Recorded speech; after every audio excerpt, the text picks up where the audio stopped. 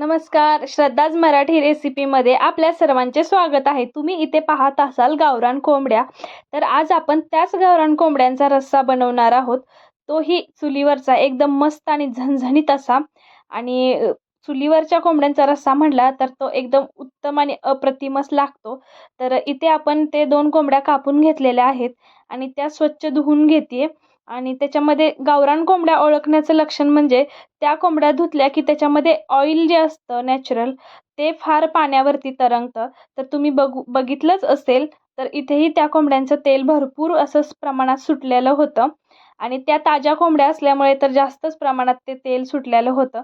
तर इथे आपण रस्सा बनवतो, पण दुसऱ्या दिवशी तो फार गाळ गाळ असं मटण होतं, चिकन होतं. असं न होण्यासाठी सुद्धा मी इथे ट्रिक वापरलेल्या आहेत. व्हिडिओ शेवटपर्यंत नक्की बघा, तर तुम्हाला त्या ट्रिक्स सापडतील आणि तुम्हीही तसंच बनवून बघा. तर इथं मी त्याच्यामध्ये हळद टाकून घेते. 3 टेबलस्पून हळद घालून घेतली आणि 3 टेबलस्पून नमक घालून घेते म्हणजे मीठ. तर तेही मी 3 टेबलस्पूनच घातलेलं आहे आणि हे आता घालून मी चांगलं मिक्स करून घेणार आहे. मिक्स करून घेतलं की आपण हे चुलीवरच बनवणार आहोत. तर आपलं हे लावून झालं, चांगलं मिक्सही करून आता घेतलेलं आहे मी हे. तर चुलीवर तोपर्यंत मी चूल पेटवण्यासाठी अगोदरच घातली होती. एक पातेलं ठेवून घेतलं त्याच्यावरती आणि चुलीवरचा गावरान रस्सा हा एकदम झणझणीतच असतो नेहमी. चवीला एकदम मस्त असतो. तर चुलीवरचं मटण हे तुम्ही पण नक्कीच करून बघा चिकन. खरंच खूप अप्रतिम असतं. तर आज आपली टेस्ट कशी बनणार आहे हे आपण नक्कीच बघणार आहोत सगळे. तर इथं मी पातेल्यामध्ये तेल घालून घेतलं आणि ते तेलामध्ये जो आपण कोंबड्या कट करून घेतल्या त्या कापून त्या घालून घेतल्या. तर आता हे झालं की मी चूल आपली विझलेली होती तोपर्यंत. तर मी पुन्हा जाळ लावून घेतला. एका फुकारीच्या साहाय्याने मी त्याला मस्त असा जाळ लावून घेतला आणि हलवून घेतलं. सगळं असं मिक्स करून घेतलं, एकजीव केलं आणि आता ते शिजण्यासाठी तसंच ठेवते. तर त्याच्यावरती मी एक ताट ठेवून त्याच्यामध्ये पाणी ठेवून घेते. म्हणजे खालून जाळ असेल आणि वरती पातेल्यामध्ये एका ताट ठेवून त्याच्यावर जर पाणी ठेवलं तर हे पाणी पण गरम होतं आणि ह्या पाण्याची उष्णता लागून वरती पण जे मटण असतं ते पण शिजून निघतं चिकन आणि जे खालून जाळ असतो त्यामुळे ते खालचं पण शिजतं. इथे राजा होता, तो पण मटण कधी शिजतं याची वाट बघत होता. मस्त अशी इकडे मका वाळत घातलेली होती आणि आज आपण मकेचीच भाकरी बनवणार होतो. तर मी इकडं आता शिजवायला हे ठेवलेलं आहे चिकन आणि चिकन मस्त असं शिजतंय. तर आता आपण बघणार आहोत. इथं जाळ तर खूप छान झालेलं आहे. आता शिजलं का ते बघूया. तर पाणी ह्याच्यात खूप सारं सुटलेलं होतं आणि त्याच्यामुळे याच्यात वरती पाणी ओतायची काही गरज नव्हती. मग आता आपण हे चांगलं हलवून घेऊया. शिजले का ते बघायचं आहे. पाणी तर सुटलेलं आहे, पण एक 5 ते 10 मिनिटं झालेली होती. गावरान कोंबडीला शिजायला थोडा वेळच लागतो. तर रस्सा फक्त सुटलेला आहे ह्याला. अजून शिजलेलं हे काहीच नाही. तर फक्त मिक्स करून घेतलं आहे मी एकदा आणि आता हे मिक्स करून मस्त झालं. तर याचा कलर थोडासा चेंज झालेला आहे आणि शिजतंय आपलं हे. तोपर्यंत आपण अजून जाळ घालून घेतला. पुन्हा एक 5 ते 10 मिनिटं झाली, की मी ते शिजतंय का किंवा हे शिजलंय का हे बघून घ्यायचं आहे. पाणी कमी झालं असेल तर चुलीवरच्या जाळाने तर तुम्ही थोडंफार पाणी घाला. नसेल तर त्याच पाण्यामध्ये शिजवण्याचा प्रयत्न करा. त्याच्यामुळे ह्या चिकनला अतिशय छान अशी चव येते अंगच्या पाण्यामध्ये शिजलं असेल तर. तर हे इथे मी पाणी घातलेलं नव्हतं. जे पाणी होतं त्याच पाण्यामध्ये मी शिजवत होते आणि हे आता आपलं हलवून झालेलं आहे चांगलं.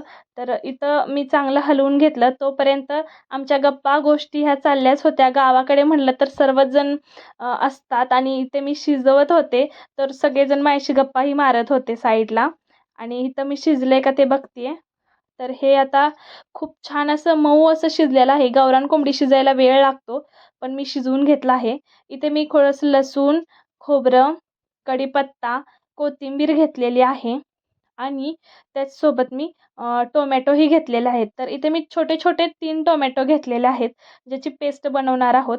तर लोखंडी काळी कढई असते, ती इथं आपण ठेवली चुलीवरती. त्याच्यामध्ये तेल घालून घेतलं आणि आता जो मसाला होता तो मी मिक्स करून घेतला आहे. तर अगोदर मी कढीपत्ता, लसूण आणि कोथिंबीर हे बारीक करून घेतलं होतं. तर हे मी घालून घेतलं. ते मला दाखवता आलं नाही व्हिडिओमध्ये. तर तुम्ही तसं करा. लसूण आणि कोथिंबीर बारीक करा आणि ती पेस्ट अगोदर तेलात घालून घ्या. त्याचमध्ये घरी गावरान कढीपत्ता असल्यामुळे कढीपत्ताही थोडासा घातला आणि लसूण खोबरं जे बारीक केलेलं होतं ते आपण ह्याच्यामध्ये घालून घेतलं. जे फक्त लसूण आणि खोबरं होतं मिक्स करून घेतलं मस्त असं आणि आपण ते चांगलं परतून घ्यायचं आहे. हा मसाला शिजवत ठेवायची गरज नाही आहे. त्यासाठी चांगला परतून घेतला. त्याच्यामध्ये कांदा लसूण मसाला घातला. त्याच्यामुळे कट हा अतिशय मस्त येतो आणि लाल तिखट असेल तर उत्तमच. तर मग माझ्याकडे कांदा लसूण मसाला होता तर ते मी घालून घेतलं ह्याच्यामध्ये. पुन्हा चांगलं मिक्स करून घेतलं. चुलीवर करत असल्यामुळे आपल्याला हात हा पटकन हलवावा लागतो. कारण चुलीवर जाळ हा कंटिन्यू एकसारखा चालत नसतो. तो कमी जास्त होतो. तर त्यामुळे ते करपण्याची शक्यता असते. त्यानंतर आपण याच्यामध्ये गरम मसाला घालून घेतला. गरम मसाला घालून झालं की चिकन मसाला नसल्यामुळे मी मटण मसालाच घालून घेतलेला आहे थोडासा आणि हे पण आता चांगलं मिक्स करून घेतलेलं आहे.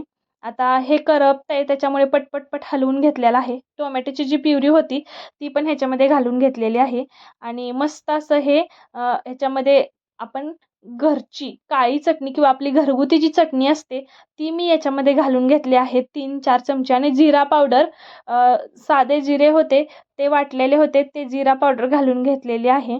भाजलेले वगैरे नव्हते जिरे ते फक्त पावडर केलेली होती. तेच मी घालून घेतलेले आहे. जिऱ्यामुळे पण मटणाला अतिशय स्वादिष्ट आणि उत्तम अशी चव येते.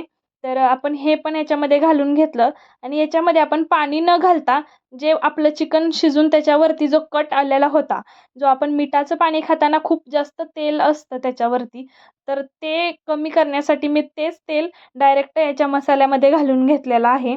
त्यामुळे ते जे तेल होतं ते ह्याच्यात जाईल मटणामध्ये, भाजीमध्ये आणि भाजीला पण कमी तेलात जास्त कट येईल आणि सुंदर अशी चव येईल.